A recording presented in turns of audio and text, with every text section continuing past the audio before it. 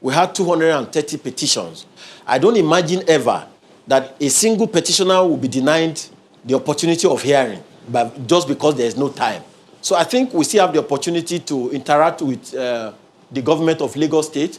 If it becomes clear that we have not been able to exhaust even half of the timetable of the panel, surely we're not on the altar of expediency or time, then denying Nigerians. Otherwise, the purpose of the panel will have been defeated if a single petitioner is not heard at all. So if we get to that stage in the next 3 months and we're unable to conclude, surely, there will be need for elongation, with all due respect. Well, at the end of the panel sitting, what is expected to happen both at the state and at the federal level? Well, as you can see from what we have done so far, there are remedies that are immediate. That is, if we find that maybe somebody has been killed extrajudicially without any explanation or without lawful excuse, and we have come to a verdict that it was wrong, we give a particular amount in terms of financial compensation, even though it could not bring back that life. We've given 10 million, we've given even more than that. So that already is achieved. The second thing is we then make recommendations on the handling of weapons and firearms. We then make recommendations for training for police and security officers.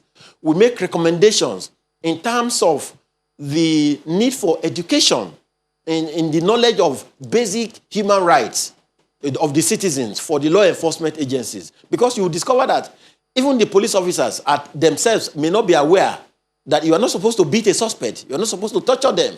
You're not supposed to compel a suspect to write a statement if he insists that his lawyer should be there. So education is important, and those are part of our recommendations, that we give at the end of every verdict. So when we conclude, we then summarize them and pass it to the state government to be passed to the federal government for implementation. In Abuja, for instance, the National Human Rights have been able to collate its own petitions and come to a conclusion which has passed to the National Assembly. You remember that the Speaker of the House of Representatives, Honorable Femi Gbajabiamila, said that he was not going to sign the 2020 appropriation if there was no provision made for compensation for victims of police and other security abuses. So I believe that at the end of the case, in all the states and even at the National Human Rights, people will have cause to smile with all due respect.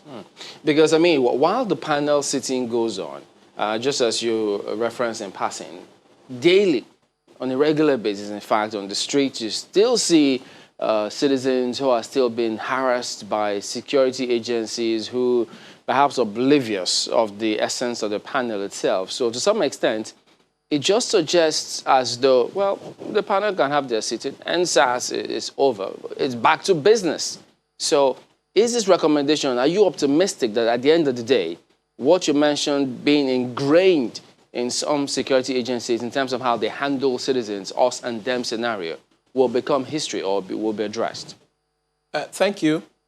I generally believe that cases of human rights abuses by security agencies is not limited to physical contact in terms of arrest, in terms of beating, torture.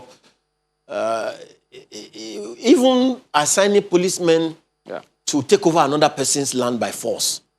Assigning policemen to help you eject a tenant against the normal procedure of law. The abuses come in various grades. And that, it goes beyond the work of the panel, with all due respect to you, Chamberlain. Reforming the police, reforming the security agencies is something that is deep-rooted. It's something that the National Assembly has to be involved, the stakeholders, at our own level at the panel. We can best do these recommendations to ensure that we minimize, the occurrences of these abuses by making recommendations for education, for reform, for funding. But in terms of the daily occurrences, I do not want to deceive myself to say they will cease immediately. It will probably take time for these things to come to pass. Well, who knows? Does that suggest it may take another kind of protest? Or maybe the system may just think, let's implement some of these recommendations. Is that what you think? I think the police itself and the other security agencies have learned some lessons from the NSAS protests in terms of the power of the people. You know, because it got to a state when nobody was in control. Yeah. And we don't want to see that again. And so it behoves on the police to embark upon self-examination and be able to extend some kind of self-restraint in terms of the exercise of force on the citizens of Nigeria. The word Nigeria Police Force, as inherited from the colonialists, should no longer be the mentality of the regular police, whereby you just use your uniform or your weapon to get what you want at the expense of the rights of the citizens. It will take some time, but I believe gradually we will get there.